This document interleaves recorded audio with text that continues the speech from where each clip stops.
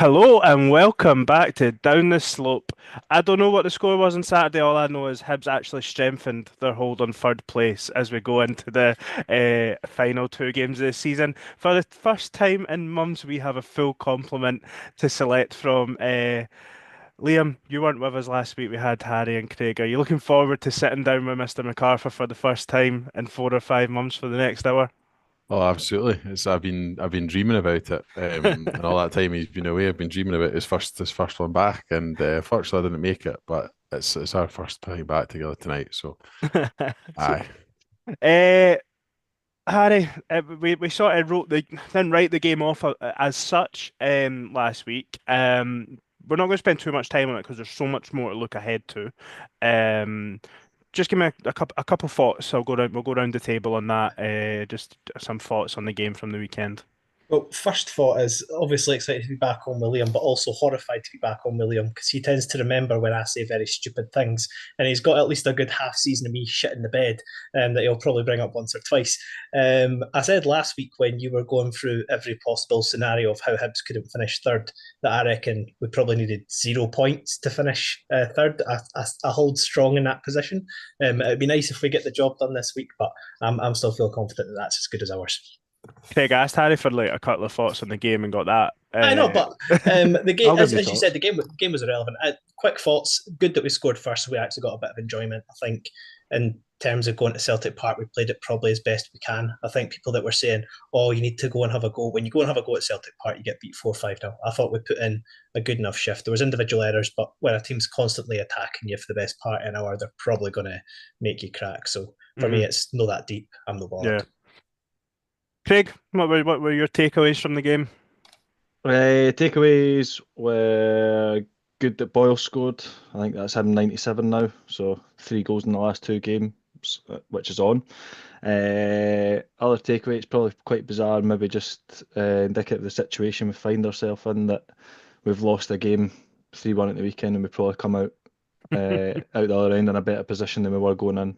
So Yeah, happy days, and in some senses happy days. Obviously don't want to yeah. lose a game, but irrelevant. Yeah, I think in from that game, Liam, when you go to Celtic Park, if you're not going to get something from it, that sort of performance, you can look back on it and go, well, we still had some chances. We defended okay, maybe out with a sort of little bit of a mad 5 minutes. It was no harm done, really, especially with the Aberdeen result on Sunday. I mean, there's not really an awful lot left to say. I think the positive is that we did go there and create chances. Much like the game earlier on there in the season in the league. Some decent quality chances, but ultimately defending kind of and really the sort of lapses that you probably get away with against certainly at least nine of the other, maybe 10 of the other teams in the Mm. league. Just don't get away with them against them, and we were made to pay. Yeah, I actually watched the goals back today, and that's exactly what I thought with was it the second one? No, the third, their equaliser where Rocky sort of bodied Ida. It Mm. feels like I don't think many other teams then have their winger following right in behind the set. Do you know what I mean? Like, which I mean, it's frustrating for those games of football, but it's not the end of the world. And in the scenario that we're in at the end of the day, all we need to do this week is match what Aberdeen do. And this weekend we done that. Do you know? And it's maybe that's a very negative outlook on things, but you maybe want to do it in style and on your own terms, but I don't particularly care how we finish third. I just want us to finish third. We're, Um, we're kind of at that stupid stage now where two Celtic games mean more than two Hibs games, to be honest. If Celtic beat Aberdeen twice, then that's pretty much us, and that's all we need for the rest of the season. It's weird. yeah, I hadn't actually thought about that to be honest. Like that thought really genuinely hadn't entered my head, but it's a very good observation, Harry. We're talking about big games there then. A couple of years ago, Greg would have killed us, but over the last couple of months, we've been saying this is the biggest game since. This is the biggest game since. Every game's big for Hibernian Football Club, and boy, do we have two big ones this week, regardless of what Harry's trying to say about the Celtic games being more important. The four of us will be making our different trips along to Paisley on Wednesday night. Craig, just how much are you looking forward to on a sort of anticipation side of things, regardless of the game? Do you know what? I was actually, this is going to sound so old man, but I was sitting earlier on my phone looking at the weather, and I'm just delighted to be going back to Hibs game. I've already looked out the shots. I've not quite picked out the Hibs top yet, but that'll be next. Game in the sunshine, atmosphere. Hopefully, Hibs getting third. Can't wait. Yeah, Harry. I mean, needless to say, you'll be in shorts, of course. But what's your enjoyment and or looking forward to your level of optimism's looking like going ahead to Wednesday night in Paisley, the only team we've not beaten the season this year, of course. Yeah, no, like for I actually feel that Hibs fans are being relatively negative about our chances of getting a good result in this game. I actually feel quite confident about a win. Like obviously, as I say, like the two Celtic games, realistically, if they get the job done, then it does our job for us. But you always want to finish it off yourself. Like Hmm. if you ask Bex, who is never dramatic at all, she's touted this game as the biggest game in the club's history. So hopefully we go and do ourselves justice. And as she put it, she wants to be getting beach balls ready for Easter Road on the final day of the season. So hopefully we can actually just go into Sunday or Saturday, sorry, in party Uh-huh. mode. Yeah, Liam, at the avoidance of asking the same question 3 times all night. Um, I find that Dundee United St Mirren result was probably the worst one for Hibs. On Saturday. And Harry talks about maybe a little bit of negative feeling, or maybe not negative feeling, but not total optimism maybe in some quarters. Do you think just St Mirren's run of form that this means they can catch Dundee United is sort of what's driving that? I suppose so. I mean, you'd probably have to say they're the sort of form team in the top six, aren't you? Hmm. Maybe even across both halves of the split. Hmm. I'll be honest, I think I've probably got more reservations about going there just based on how we've played against them this season than how they're playing at the moment. Was there on the opening, my last trip Aye. there was there on the opening game of the season where we were, dispatched really quite comfortably in the second half. And then the other two showings, I think, to be honest, you would have to say St Mirren were the better team in both of those games. So Hmm. uh, we are also playing them at a time where the tails are up. So I actually do think that Wednesday, whilst it's a very big game, is actually one of the toughest games of the season with the level of expectation that's on the players. Because I Hmm. think actually big support going through, sold out.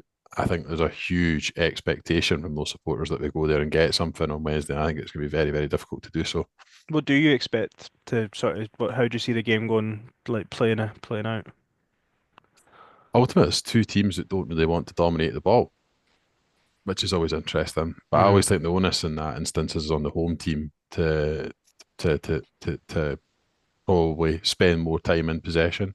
Um, I, I think it'll be very, very cagey, to be honest. I think it'll be the sort of game where there might only be one or two goals in it, and ultimately, you just hope you're on the right side of that one or two goals. Be the team, I suppose, in some respects, like any game of football, the team that takes the chances that wins the game. I think they've got a couple of forward players. I know they're not exactly prolific, but in Mandron and Ayunga, who are capable of scoring goals. Hmm. I think Mandron's only got 7 for the season or something like that. And noticed a couple of weeks ago he's touting himself for a Scotland call, which I thought was quite funny. But I do think that they've obviously got a very workmanlike team, as we've probably touched on at length over this pod over the years. They just genuinely give you a hard time. Yeah. Yeah, I mean, Harry, it is interesting what Liam says. It is two teams that probably like to get the ball into the opposition half as quickly as possible and kind of go from there. I mean, we've seen that a lot from Hibs this season, maybe especially through the wing backs. Is there any sort of players in our squad that you think we should definitely be looking to sort of bring back in? Nicky Cadden's not started for a while. Miller's been on the bench since his injury. Is there anyone that you think would be a real standout that you would really want to see play in this game to give us the edge? I just think against St Mirren, they're a team that do well at sitting back and just kind of soaking up the pressure. So for me, this is a game I'd prefer to see Hoylett start instead of Campbell. I think that when we're in their half, we probably want to try and be a bit more effective, and when we've got the ball in the final third, try and use it as efficiently as possible. I think Campbell's great in games in which it's kind of frantically back and forth, but I just think you need quality in the final third. So for me, I'd definitely Yeah, be looking at Hoyle over Campbell. And Cadden, it's so tough on Abita because obviously Abita's been really good. He's kind of went under the radar, to be honest, of how good he's been absolutely. since he's actually coming to the team consistently. But again, just speaking of quality, I probably would want to see Nicky Cadden start. I think set pieces, and we probably need to take advantage of them. We've not got a better cross of the ball than our player of the year, Nicky Cadden. So Mhm. yeah, I'd probably look to see those two start. Craig, Harry highlights Junior Hoylett there, and I totally understand his sort of viewpoint on that. This feels like a game where we would normally see Campbell, though. Would you agree? That yeah, that's what I was kind of thinking when Harry was saying it. It's actually a difficult one, and I would probably accept the like arguments either way. To be fair, because I think Hoylett will bring you stuff on the ball, sort of composure wise, and getting the ball down and sort of playing a bit more that Campbell maybe can't offer you. But I think obviously everybody, ourselves included, goes on about how much this is or how much of a physical game this is going to be, how difficult it is, how much sort of legs St Mirren have got, and I think that would, on paper, lean more appropriately into the sort of strong points of Campbell. So it is a difficult one, and the other one that I was thinking was difficult was Abita or Nicky Cadden, obviously, because do you need that defensive stability there? Because I think whether we like it or not, and whether we sort of as a typical larger side, I think it's fair to say you would expect us to be sort of the more dominant team, but I think it's fair to say that St Mirren will put us under heaps of pressure at points, probably a lot of balls into the box, but where I think maybe that defensive nous Albita would sort of come in a bit more handy, but it'll be interesting to see what he goes with. I would be tempted as well to put Nicky Cadden in because I think just that delivery is just too tempting, isn't it? Yeah, I mean, I don't think I might be amiss. I don't think either of you mentioned Kieran Bowie coming in for Miko potentially. Maybe I stopped listening. I do No, no, apologise. Would I that never would said that that. be a change that you'd be looking to make? Yeah, well, I touched on it a wee bit last week. Again, I think it's a game that suits Kieran Bowie. It just sort of depends whether his fitness is there right from the start. I would like to see him getting 60 minutes again. And I think I just envisage us having to be strong, like to be strong in the game, hold the ball well when we get it, when it goes into the front players, it needs to stick. And I think maybe sometimes with Miko, perhaps not recently, in fairness to him, but I think just as a trend, uh, Bowie seems to be able to link the play up a bit better. Yeah, I think I would expect Bowie to come in. Liam, maybe you've been more aligned to Harry's way of thinking on Miko than maybe I have. Would you like to see Kieran Bowie come into the starting 11? I think so. Yeah, I think so. I think this is now at the sort of the business end where you probably just need to get your best players. I'd like to see him start at least one of the last two games. And I think let's just go for it Wednesday. Let's just try and get the job done Wednesday night. Let's not try and leave ourselves with too much to do on Saturday. I agree with Harry though. I think Nicky Cadden probably should come back in as well. Just for all of the reasons that Harry mentioned. Yeah, just an interesting point that came in from Ian there on the YouTube chat. And good evening to Ian, John, and Mike who have all commented whilst watching live, saying not exactly sure why, but I think they predominantly attacked us through our left hand side the last time. I think it was their left hand side where they definitely rinsed us for one of the goals on the opening day of the season. Remember it getting absolutely lashed across the face of the goal and beating Bursick at the back stick. I Can think I it just was. say two things make that irrelevant? One, we didn't play four at the back that we were crap at, and two, we didn't have Bursick in goals. I So knew that was I'm not coming. looking into the first day of the season, unfortunately. Sorry, Ian. But yeah, that's a good point. But I'm just saying, like, look at the last couple of games against them. Fair Of enough, but the course, yeah, first yeah. game, no. Well, the other game was before the run as well, and then we played them 0-0, beat them, played them Beat them 0-0 now. and beat them 0-0. Now we drew with them 0-0 in February, which in a game that absolutely would have got football stopped. Which when I was doing some looking into different Hibs things today, I realized it was the last time that Kwon played a game. Remember Kwon? What a Don't think player. he's been seen for a while. I've not really said much as of yet on the game. Look, I think Hibs are going to go through there and try and definitely soak up what I expect will be some initial pressure from St Mirren. Liam got it right, saying that they'll probably feel the need to be the team that sort of try and take a stranglehold on the game early, especially, there'll be a good atmosphere there under the lights on the form they're in. But I think we've proved that we're capable of that this season. it was maybe a similar game to what we've seen at Pittodrie, but I would like to see Hibs carry more of a threat than we did that day, and I expect we will. And I think we'll do that by having Kieran Bowie in the squad as well. I do apologise. Ian highlighted it was the last time, and I've totally misinterpreted his question there, Harry. So I've just made you have a pop on for no reason. I wasn't having a Ian, didn't listen to him. I wasn't having a pop at him. I was having a pop purely at you, and don't you worry, my friend. But aye, give me some players that need to perform, Craig, for Hibs to win this game. Let's take a player each that if they're on it, and that'll carry us through to victory. Yeah, well, I think the fairly obvious one, given everything that we've just highlighted in terms of pressure, in terms of fast start, I'm going to say one of the centre halves, because I think we're going to have to be solid. So I'll pick Rocky, the central centre half. I think if he's on it, which he was the last time we drew 0-0, I believe he got man of the match in that game actually. If he's on it, we've got a good chance. The player of the year. Liam, what about you? Who would be the standout? I think just because his levels have probably dropped a wee bit over the last few weeks, I think Nectar Triantis, I think probably needs to sort of refine some of his form from even as recently as a few weeks ago. Just think we're ultimately going to need that sort of drive and at times guile in the centre of the park, I think, to win the game. I think he's a really pivotal player for us on any day, but I think particularly against St Mirren.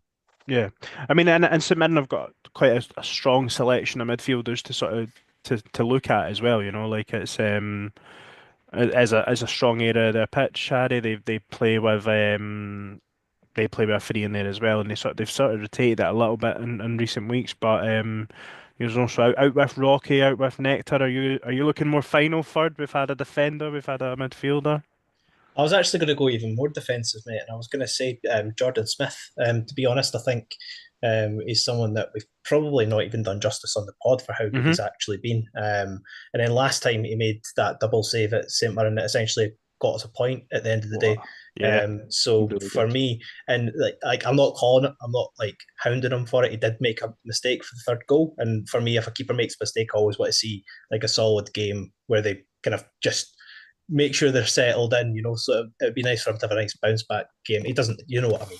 Yeah, so absolutely. To see him. But just to keep it fresh as well, Boyle's been on fire second half of the season, so it'd be great to see him in amongst the goals and just kind of causing mayhem for them.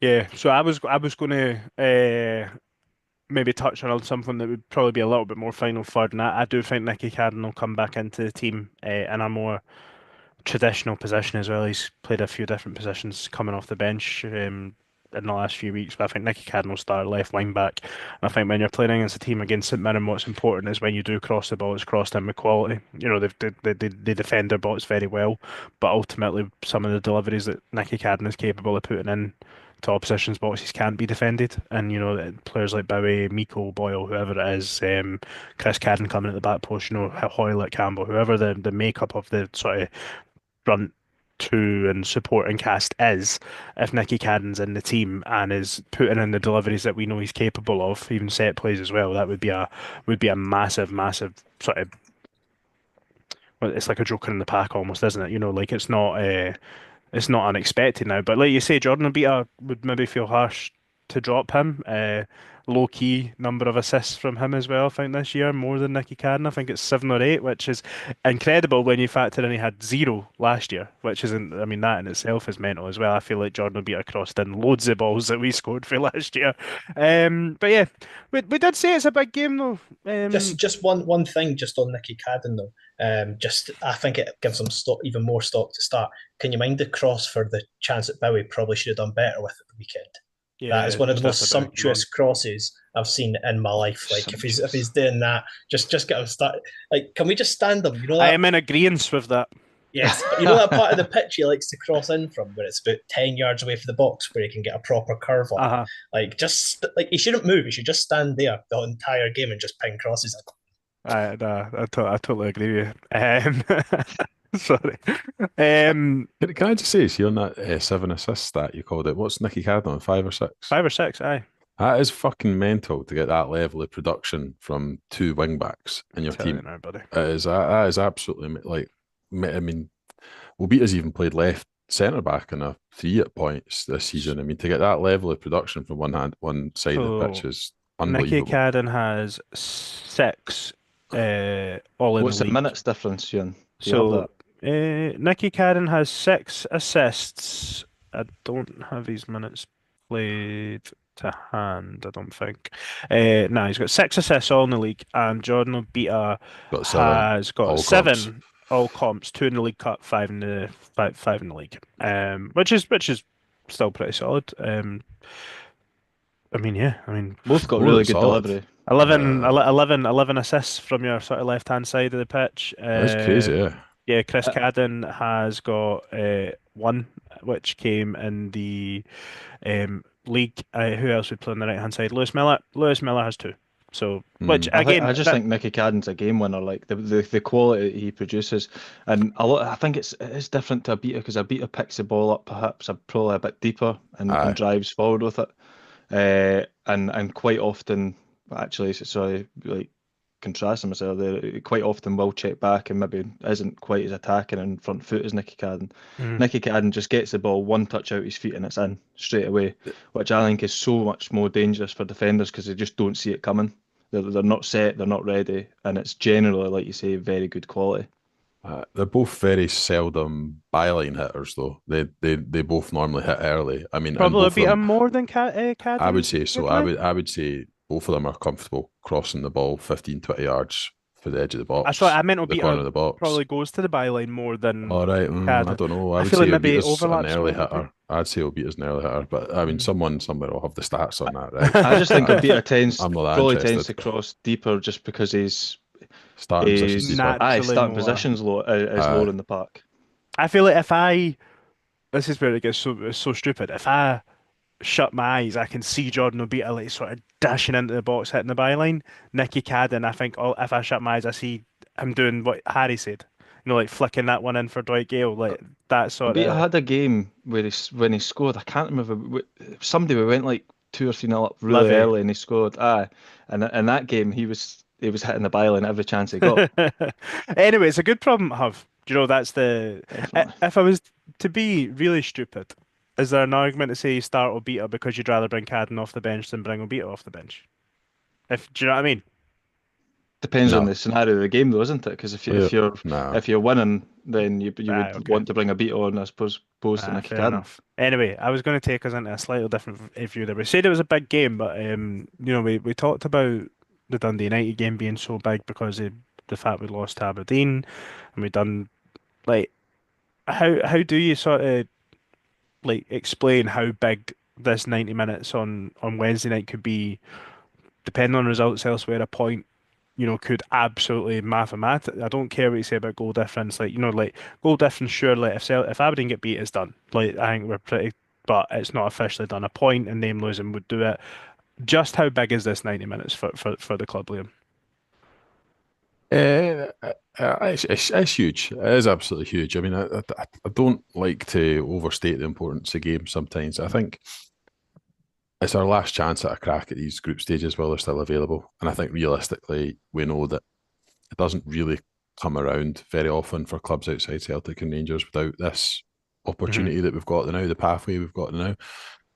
I think that's massive from a supporter engagement point of view, which I think is the thing that's overlooked. I think people just look at it in terms of the finances, but I actually think it brings a lot of fans along the club. It creates hopefully some incredible new memories for us all, which I think is, probably the number one reason why we follow the football Of club that we course, yeah. follow, is because we want to create like special memories. We've had some recently in terms of big European games. I think the chances are that you'd have 6 games, 8 games at a minimum, including the playoffs. That's 8 opportunities to create some unbelievable memories. And that for me is just absolutely priceless, beyond the finances, beyond the new players it can attract, beyond keeping players on. For me, it's all about what it can do for the club and for the fan base. Have you factored in though that might mean sitting on like a flight with Harry for like 3 hours? Nah, mate, I didn't. Even when I go on stags and that now, mate, I just book my own flight because I didn't want to sit next to anyone that I'm actually travelling with. So I'm going to see enough of them there. I didn't need to sit next to you on a flight and all. So I'm total digress. We're away this weekend on a stag do. We fly on Thursday afternoon. We've booked seats together on the way out, but on the way home we're all fucking spread fucking out. great idea, mate. Great Like, idea, mate. like we're all spread out on the way home. That's what the iPad's for, if you've got Aye, an iPad. absolutely. Harry, Craig, do you have anything to add to the magnitude of the game, or gently on put it nicely there? It's like the Dundee United game away from home where Bowie scored in the last minute. Like that's a standout moment that in years to come, you're going to look back and be like, oh, yeah, that's a class night. Like I want us to have a moment in which we're like, oh, mind that St Mirren went done it. Like that's what Wednesday night should be. It should be one of those like obviously, as I said earlier, like in theory, it doesn't necessarily need to be in our hands at this point, but it's so much better if you can actually pinpoint the moment you did it. So just for fans, as Liam said, it would be so much better if we'd done something on Wednesday. Yeah. Look, Craig, I'd love for you to tell me it's massive as well, but we're probably about halfway through now, and we have got lots to cover. Probably the highlight of this will be us finishing off our front line of our team of the 21st century, since the turn of millennium, whatever you want to call it. But a couple smaller things, I suppose, to cover. Player of the Year winners at the awards nights last night. Nectar Trianta's Young Player of the Year, Rocky Players Player of the Year, Jack Iredale Goal of the Season, Rocky's equaliser against Aberdeen moment of the season, and Nicky Cadden getting the Fans Player of the Year, and then I think Ailey Adams got the Women's Player of the Year, I believe. And then or was it Kathleen McGovern? I know. Have I got that the wrong way around? No, Kathleen McGovern got goal of the season, I think, for them. Any sort of shocks in there for you, Liam? I know you voted for Nicky Cadden. Nectar a shoe-in for young player as well. Just all the winners that I expected, really. I went everything went absolutely to the T. I'm not as close to the women's winners, but I obviously seen that Ailey Adams has been banging in the goals this season, so not surprised she won the award. Well. Dean Cleland's obviously been sort of the name in the under 18s it's been talked about as potentially making the step up. So, I mean, absolutely everything went as I expected it would. I think, there's maybe a bit of debate in terms of the sort of player of the year in terms of the fans vote, because I think there was a few candidates who were up for it. But in my view, obviously the right person won that. And I thought it was nice that Rocky got the recognition from his fellow players. I quite like it when you've got a different perspective for the players on the pitch to the players that the fans have voted for. I think, fantastic. Really good players. I personally voted for Rocky as my player of the season, but again, I mean, it's nice to be in a situation where you've probably got 4 or 5 players that could have won them. Harry, how do you feel that Hibs don't do a most improved player award? Just to go back, if we were to go back however many months to September time when we done our revised predictions for the season following the end of the transfer window, and you said that Junior Hoylett would be your most improved player, just while we're in awards season. How do you feel about that one?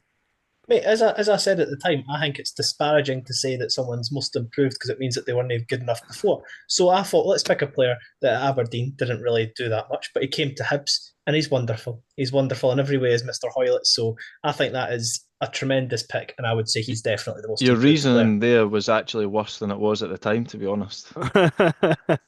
Wait. Let's go to Craig's, which is definitely more stupid. So, Ewan, who was Player of the Year last year? John Nabia. Craig, who was your most improved player expected to be? Actually, it was a Player of the Year. So he's failed. I will correct you on that. I will correct you on that. Initially, when we did our initial predictions, my most improved was Miller. So actually, probably was spot on there. And then secondly, when we revised it, I based it on that first month or two period of the season and said Jordan Abita because he'd been absolutely woeful at the start of the season.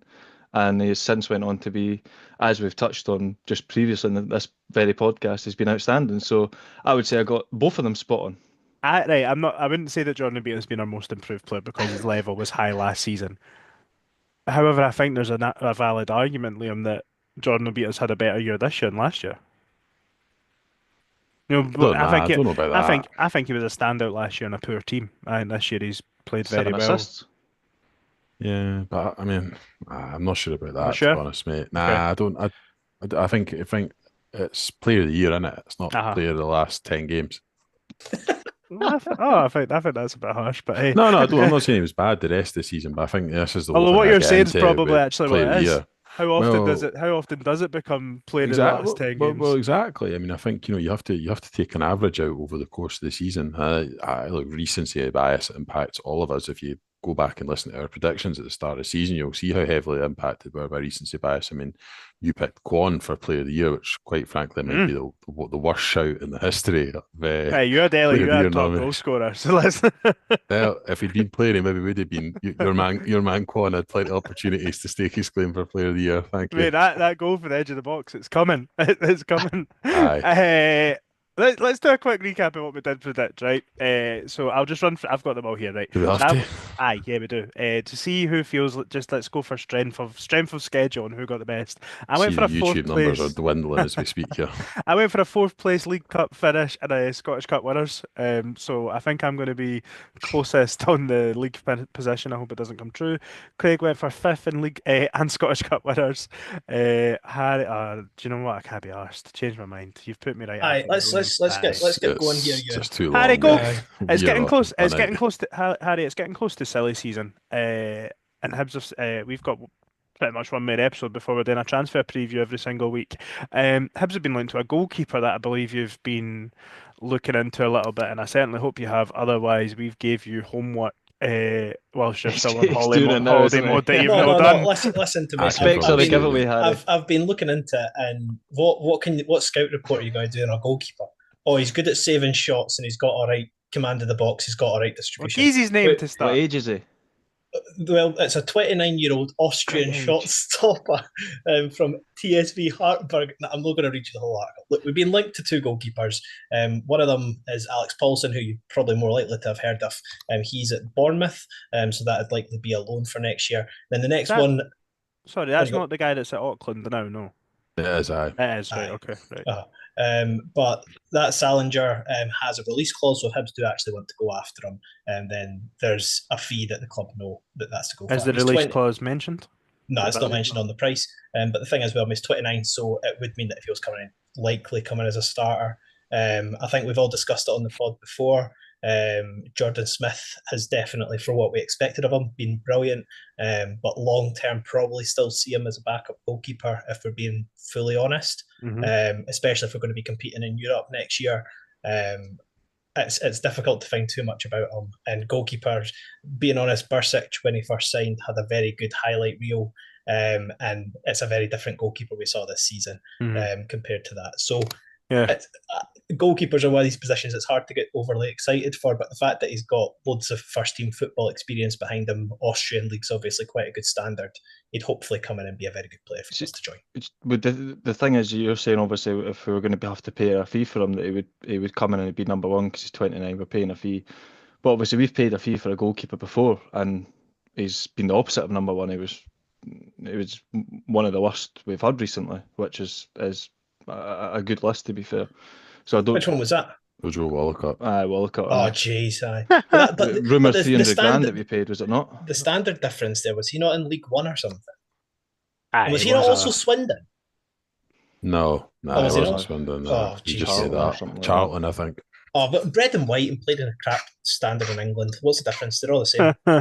Fee's a fee, though, eh?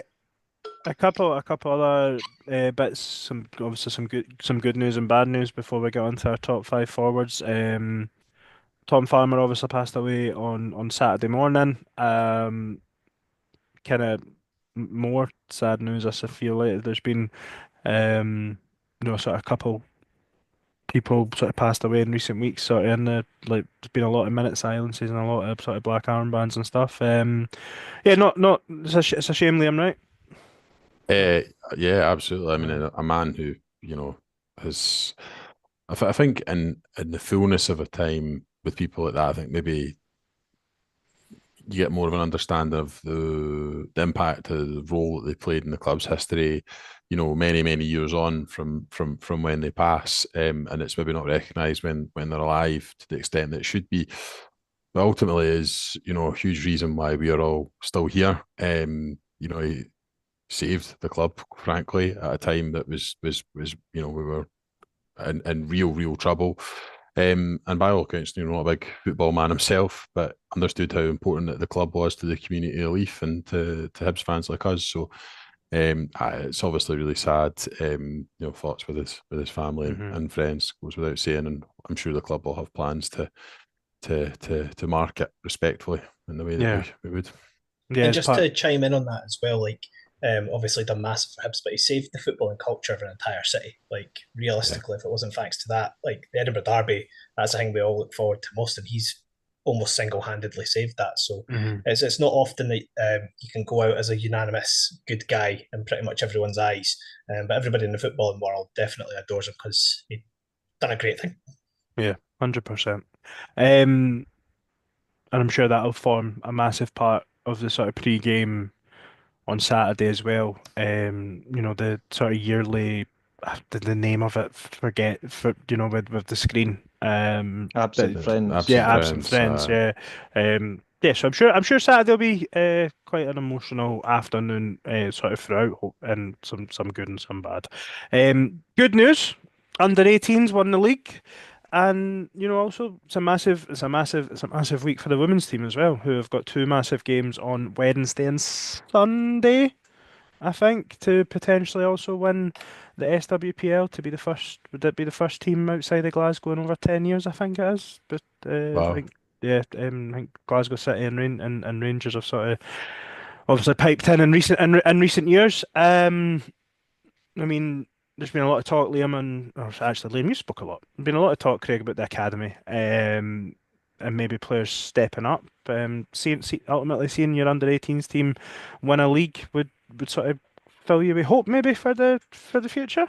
Yeah, well, on paper it would suggest that there's obviously good players in there and ones that you would expect to make the step up. I think winning at that level obviously really isn't the be all and end all. It's good to get that winning culture instilled right through the club. It's good to have a club that's winning on a regular basis from top to bottom, really, at this moment in time.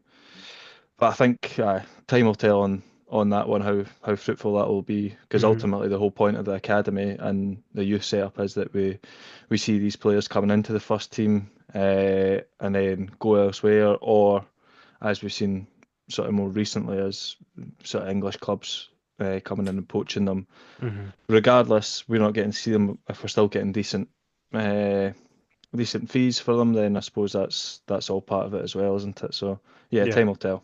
Yeah, it does feel like in the sort of modern, sort of, I suppose, post-Brexit world really is what's driven that any sort of player that's probably shown that they would be good enough to make the step up to the Hibs team at a young age, like at that 17, 18, is likely going to be poached by West Ham.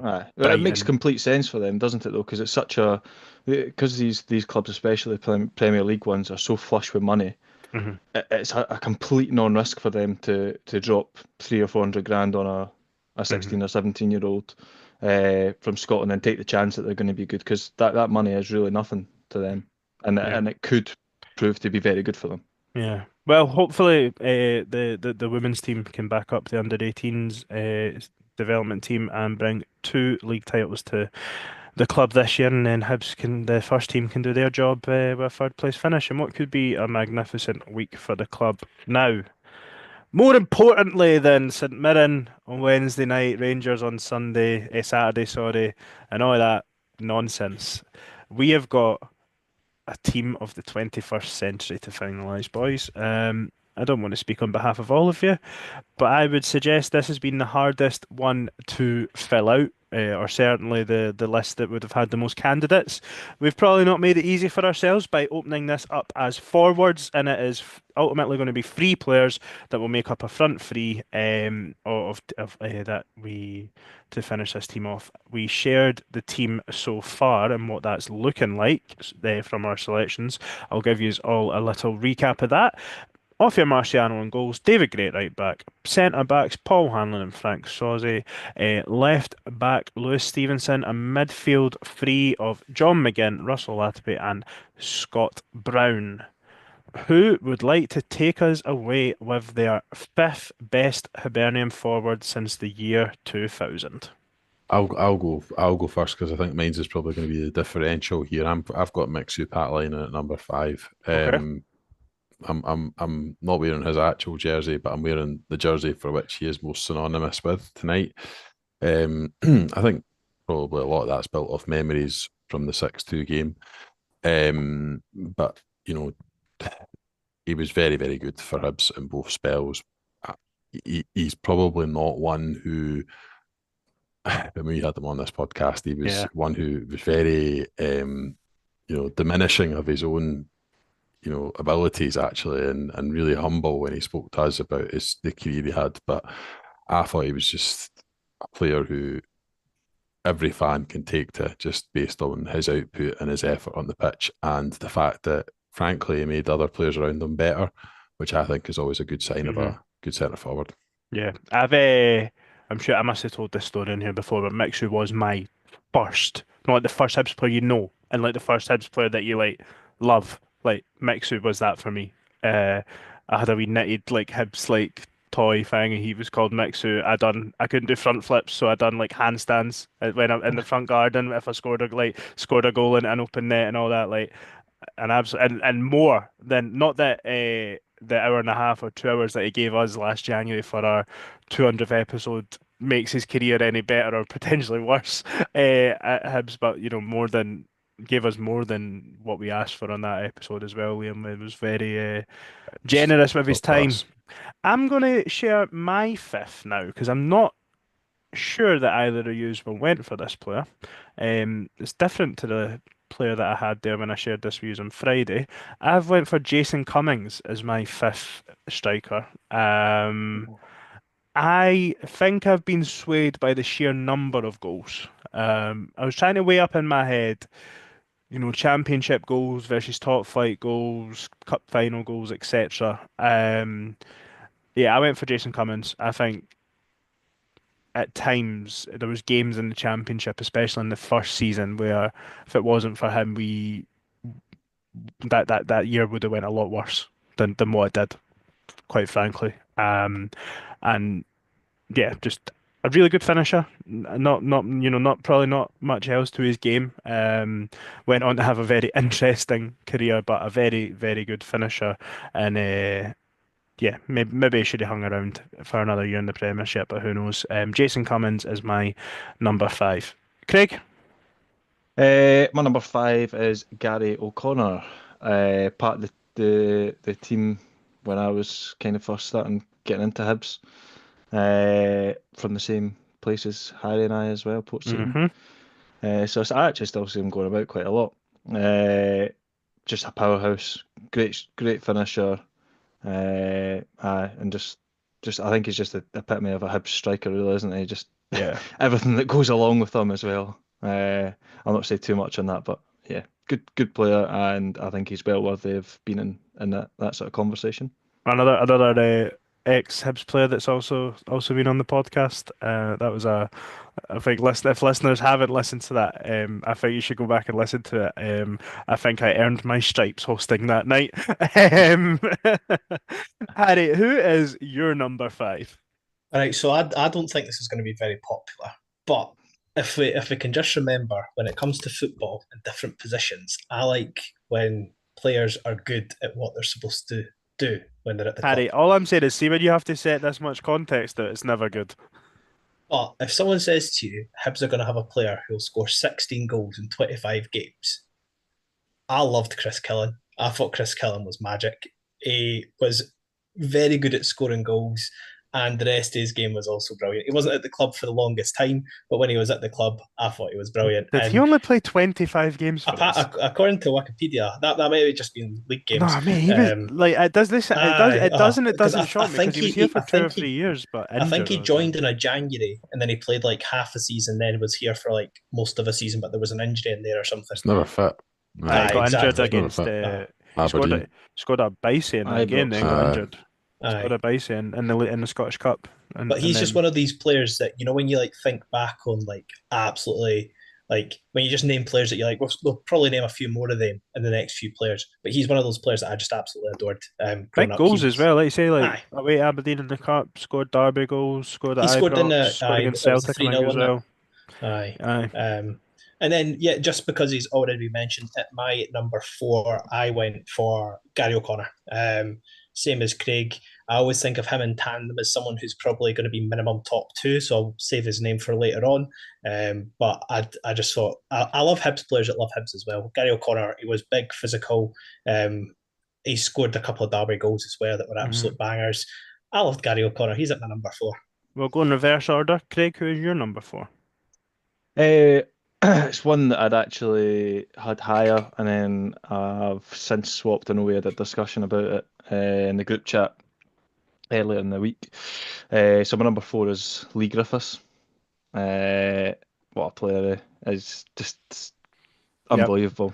Sorry, I've just started laughing. I was seeing what John McGlynn's comment in the That's what I was laughing YouTube. Just for that's bad radio. John McGlynn said, "I listened to the Gary O'Connor episode and played drink along every time he says know what I mean." And John McGlynn said he was reeking in 10 minutes. Sorry, Craig. Lee Griffiths. Aye, I don't know what. There's not really much to say. Just an absolute wand of a left foot, to be honest. That Falkirk Hampden game, the semi-final. That's the one that always sticks out in my mind when I think about Lee Griffiths, and obviously the free kick at Tiny as well. So yep, number 4.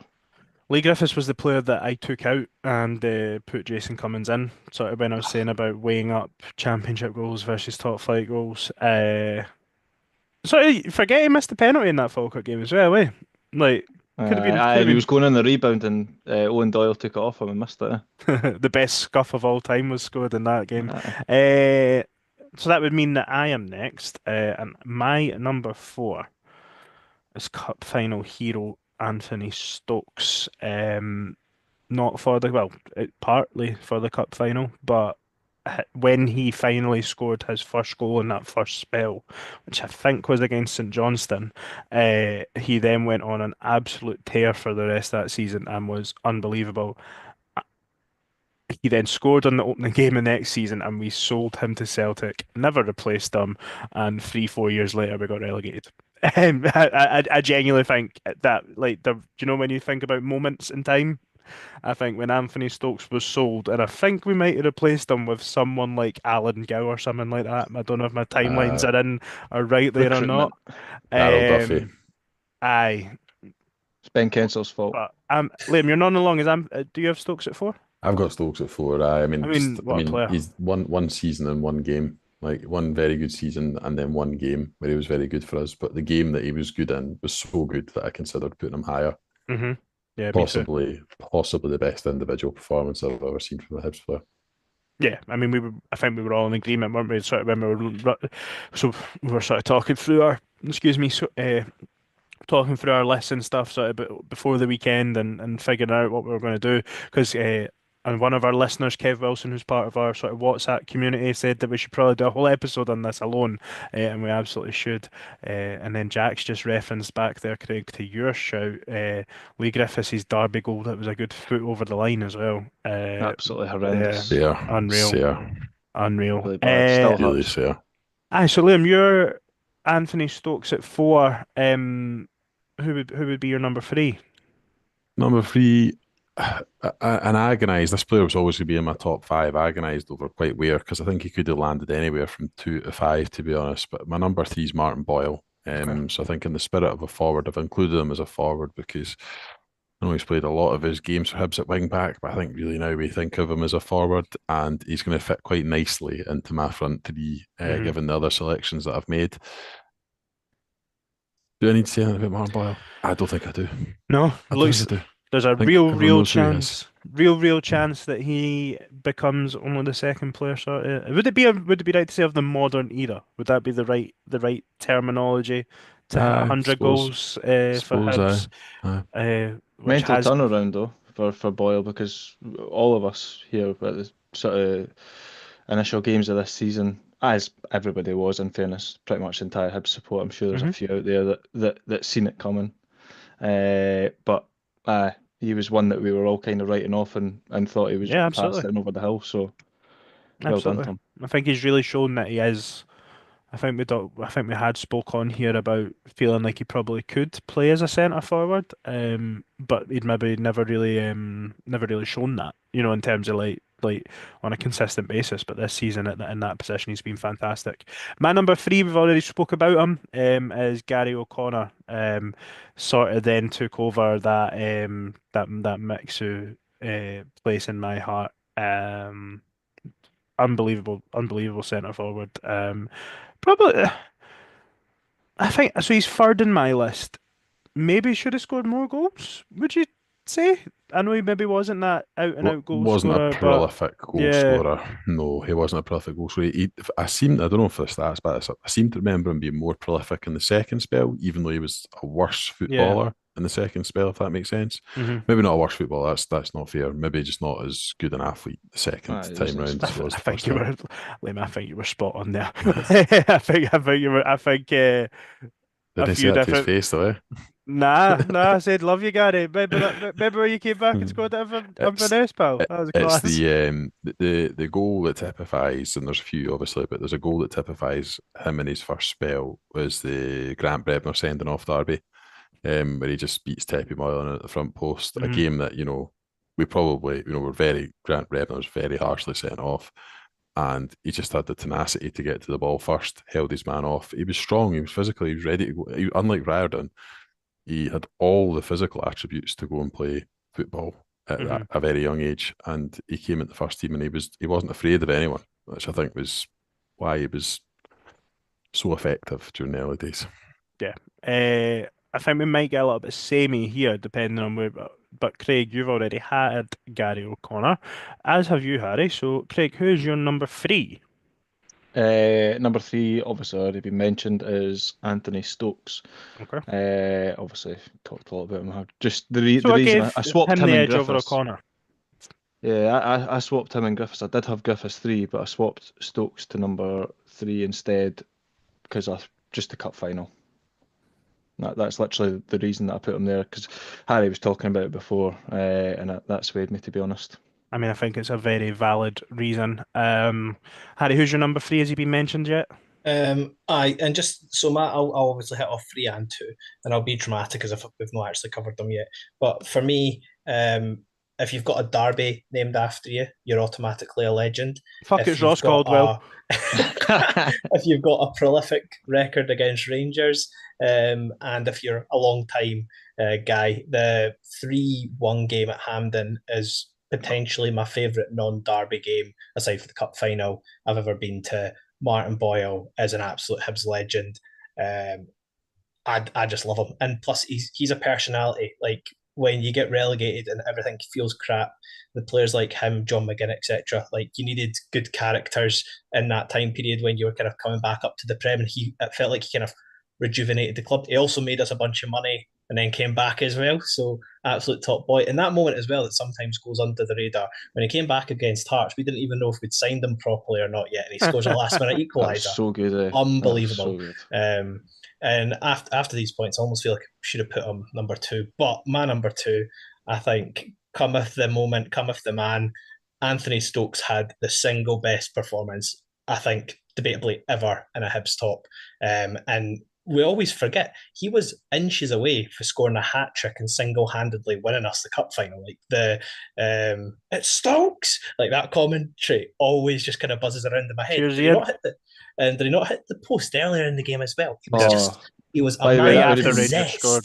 that would have been I goal of the tournament. That if that had done Ken, it in. like he was just such a great player. And like the thing is for me, like I still remember. I don't know if you still remember, but after the playoff against Falkirk, we were actually singing "Keating's on fire, your defense is I terrified," Yeah. remember. and it was that good in the cup final. We had to change. Like I don't know if I've ever had a moment where Hibs have changed a song for a current player to a different player. But yeah, for me, Stokes, like I just love the guy. I just think he's brilliant, and I know he was very kind of patchy in his time with Hibs, but that cup final for me just phenomenal. I Mhm. genuinely don't know if we would have won that day if we didn't have him in the team. So he's my number two. I'm just going to start filling in the dots here and say, Craig, that your top two is Martin Boyle and Derek Riordan. Would that be Correct. correct? Harry, your number one must be Derek Riordan. My top two is Martin Boyle and Derek Riordan. Liam, I know for sure that Derek Riordan must be one of your two. Aye, Gary Is Gary O'Connor's number number two. Gary Okay, O'Connor's number two. And thanks for killing the suspense for all the listeners, Ewan, I by know. just revealing everyone's I know. answers. Great TV. I know. So nah, I'll not say any more about Gary O'Connor because we talked about him and all the other players we talked about. So let's just talk about the absolute generational talent that was Derek Riordan. Like, just players of that mould and level of ability just do not come along very often, Mhm. do not come along often enough. And I was fortunate to kind of see all of him at Hibs first and second spell.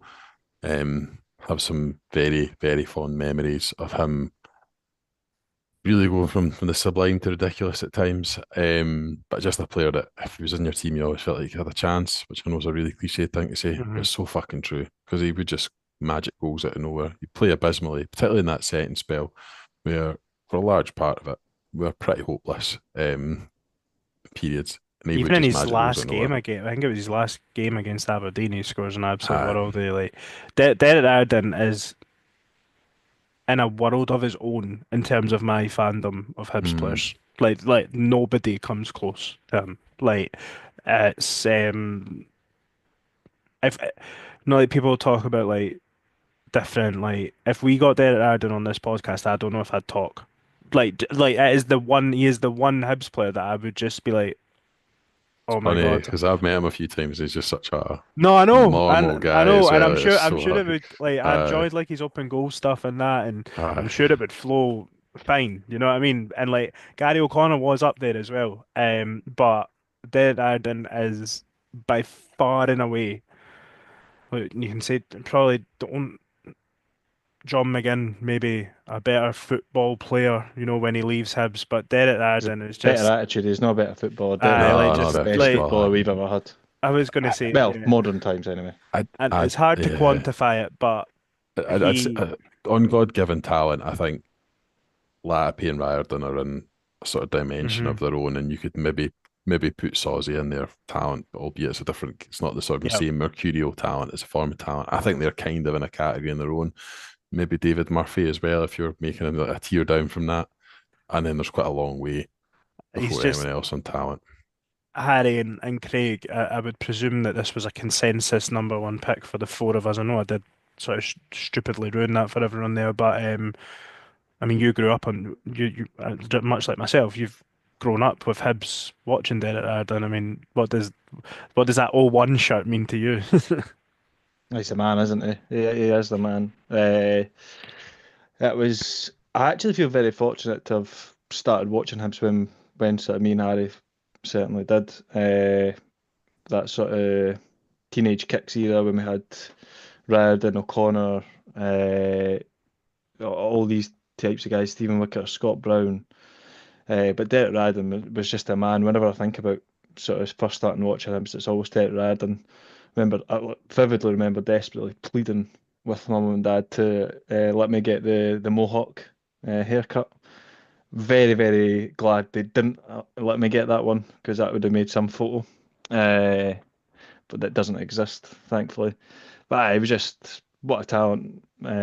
So good. Absolute one. To be fair, good on both feet as well. hmm Uh, yeah, just a supremely talented player, and I think ultimately one of my overriding things I think about with Derek Radden is it's just a shame he didn't make more of his career than he did. hmm Harry, again, same question. Derek Arden, what does he mean to you as a Hibs player? Like he's probably the only player that I've watched in their prime that I would describe as like a superstar. Like he was the type of guy that every single Hibs fan absolutely loved. Like almost any other player, you'll find at least one person that's like, oh, he's no, but like Derek Riordan just had everybody on board, and he kind of played with his personality. He was just like an absolute flair player, and he was the definition of bums off seats. Like when Derek Riordan played, you just got excited. Like it wasn't um, if he'll do something, it's when's Riordan going to do something this game, and it's the fact that he came through at Hibs. He was just Hibs through and through. Absolutely adored the club. He felt like someone you could almost connect with. Like he just wanted. He's one player that if you could have said any Hibs player could have won the Scottish Cup, he would have been I think it's fair to say he would be most people's choice to actually go and do that. I just thought it was brilliant. Like we could have a whole episode on Derek Riordan and all the amazing things that he done. But I just, in short, I just love the guy. Mm-hmm. What's everyone's like core Derek Riordan sort of memory? Do you know the screamer he scored against Hearts under Bobby Williamson? That's the first Edinburgh Derby goal I ever saw live in Which person. one?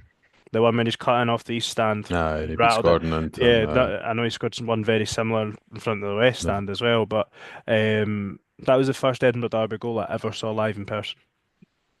Like it's not a bad start. But I mean, the other than that, do you remember the goal he scored at Celtic Park? And like he's like chipped. I think it would have been Fraser Foster in goals, and it's like the most unspoken about world class goal you'd ever see.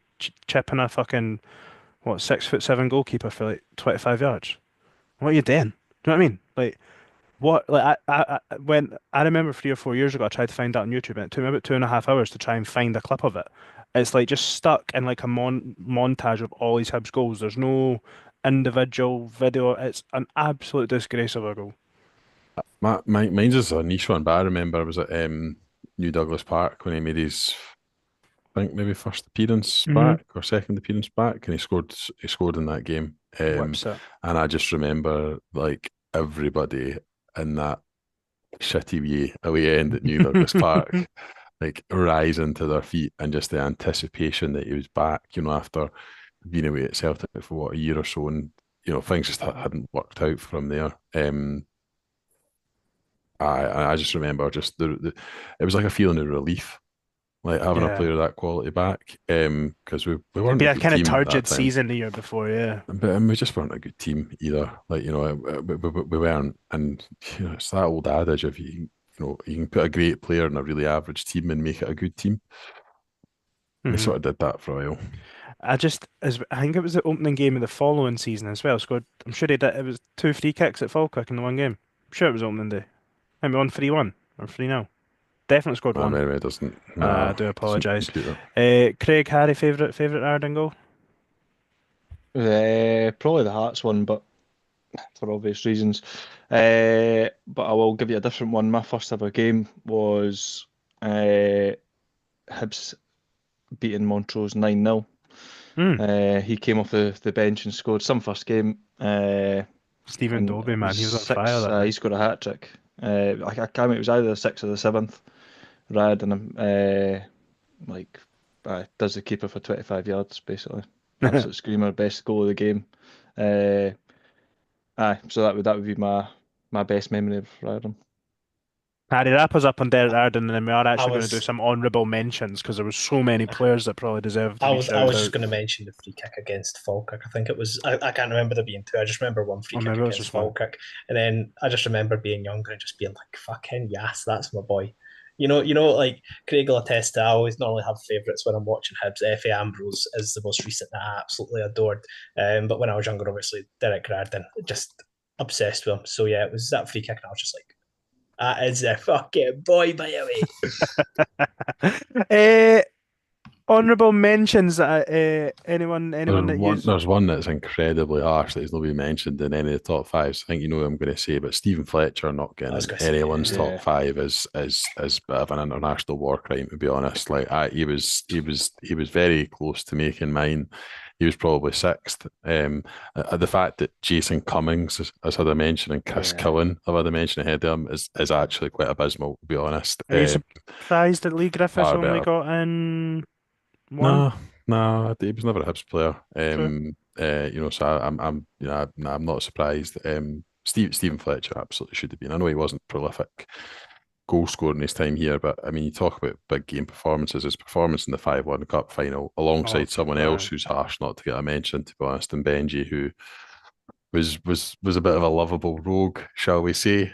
And given its forwards, another one who I gave consideration to as a wide forward, Mirren Zamama, who about a hat trick at Ibrox. Scary amounts of talent. Do you remember Zamama's pass for Stokes' goal of the season at Ibrox? I mean, Ivan Sproul, another former podcast guest. What about any more recent? That fifth spot, I really struggled with, and I went with Jason Cummings purely for volume of goals. No other. It was volume of Championship goals. tax But needs to be I applied know, there, I'm afraid, mate. maybe it was maybe that is wrong. Being honest, I think for number 5, I just wanted to do something different from what you guys were doing. But I also think there's the likes of like Mate, a stop fanning about with Maulida. your bottle. Stop fanning about with your face. And there's a Maulida or a Nisbet. There's a few guys that just like.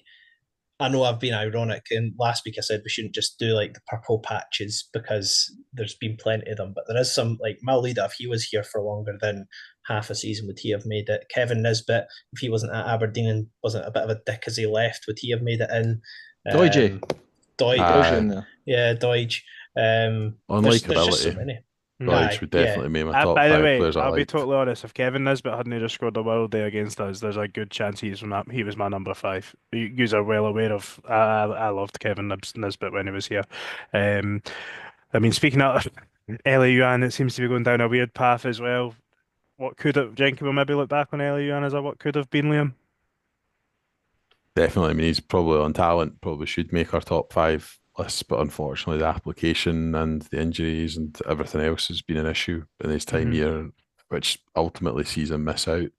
I'd love to have named him in my top 5. He's been one of my favourite players in recent years, but do you think yeah. Doing this exercise, do you think we've had a lack of, not a lack, but like proper like outstanding wingers? Do you know, like obviously Definitely. Boyle, but then you've got Boyle, Sproul, and then it's kind of. What left winger would you put in? Daryl Horgan?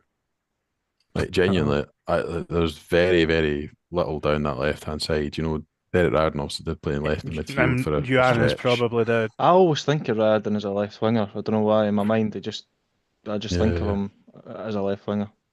Can I just throw out as well, like they were never going to get top 5. I feel a bit bad for like the journeymen who kind of came here towards the end of their careers, like a Grant Holt and a Dwight Gale, who we love so Mate, we're much. talking top 5. No, I know, though. but like the impact they have still, like the Grant Holt semi-final when he scored 2 again. If we'd won that game, that would have been class. But we did he didn't. score 2 or 1? We've literally missed out a player who almost He scored single-handedly 1, won as a cup. I'm not too worried about a guy who didn't win as a semi-final. Yeah, I think that you raise an interest, but I think there is the it's not recency bias, but there is a certain tax applied to players who are maybe a wee bit earlier on in the century as well. Yeah, the the opposite of it. Yeah, but I think where we've landed is fair enough. Apart from, I think Stephen Fletcher should have probably been in everyone's top 5. Yeah, he wasn't any. Can I just mention a controversial one? Just purely because Harry mentioned the sort of half-season player, and I thought of another half-season player who was absolutely unreal. And I think Liam, who knows who's coming, is Canberry. See, if he'd continued that half-season form, if he continued that further, you're right. for the second spell when he come back, he'd be up there as well. Yeah, you're correct. I think if he had stayed injury-free in the full season and then not fucked off the Rangers, he would have definitely had a better case. But Liam, you'd be very critical of the Stephen Fletcher shout, but so I'm just looking at the list, right? So we've all got Radden, O'Connor, Boyle, and Stokes in there, right? Radden is very clearly our number 1. After that, it's a bit of a flip of a coin. Martin Boyle looks to kind of be a lock for number 3, and then we've got O'Connor, and the front 3 is going to be Radden on the left, and then Boyle on the right. There is then a split between O'Connor and Anthony Stokes for the sort of centre forward position, boys, and I want an answer on pod. Who is getting the starting striker berth? Myself and Liam have got Stokes at 4. Harry, you've got if you're 2. doing, let's just not beat around the bush here. If you're doing centre forward, just put O'Connor in there. Like I was going to say that I would give Stokes the nod Really? for the cup final. That was Yeah, genuinely going to be my. I'd want Stokes in there for the cup final. Tax. Oh, jeez, I thought I was just going to be able to Gary get nods O'Connor, then. Gary O'Connor, personally. You know, let's put it to a poll. Poll it. Aye, we'll be O'Connor doing the Stokes. same. Well, has Liam convinced us enough that Stephen Fletcher should be 5? That's Oh, because definitely. we've all went for rogue shouts there. I don't think Mixu's that rogue. No, fairness, but I just meant different. Sorry, we've all got a different Being honest, I thought we were going to all take 5 to do fun ones. That's why I tried to throw Chris Killen in there. Like I knew Liam was going to go for Mixu, but I thought you two were going to go a bit more. Yeah. Oh, See, another one that's occurred to me. See, if you're talking ability, who's harsh not to get mentioned? David Zatelli. What a fucking player he was, by the way. Right at the beginning of the century. And if we're talking about likability, no in terms of like actual talent compared to some of the players we spoke about, Big Dominic Malonga, man, I love that boy. Unreal. What a birthday, by the way. What a birthday. Best day of the year, January 8th. Right, so we're going for... So O'Connor's getting the nod at 2. So our top list is Riordan number 1, O'Connor number 2, Martin Boyle number 3. That would bring Anthony Stokes in at 4. And then we'll figure the fuck out for 5. Craig's just raised a good point. We're going to make a bench for strikers and all, just so we can fuck in all the honourable mentions. Kevin Wilson was absolutely correct. We should have done an entire episode on this. Will we ever do top 5 worst teams, a top 5 worst position for the century, and then have a discussion on how many goals our team would put past the team of the century? I think you could be looking at Hibs Montrose level of domination from our best team to our worst team, Craig. Absolutely. I hope that was a very enjoyable hour and a bit for our listeners, as much as we enjoyed it as well, without looking back too much on the Celtic game and looking ahead to what could well be a massive 5-6 days for Hibs. We won't have an episode out before the Rangers game. It's just not logistically possible for us, unfortunately. You never know. There might be an emergency episode pulled out of nowhere. Who knows? Recorded for the back of Craig's car on Wednesday.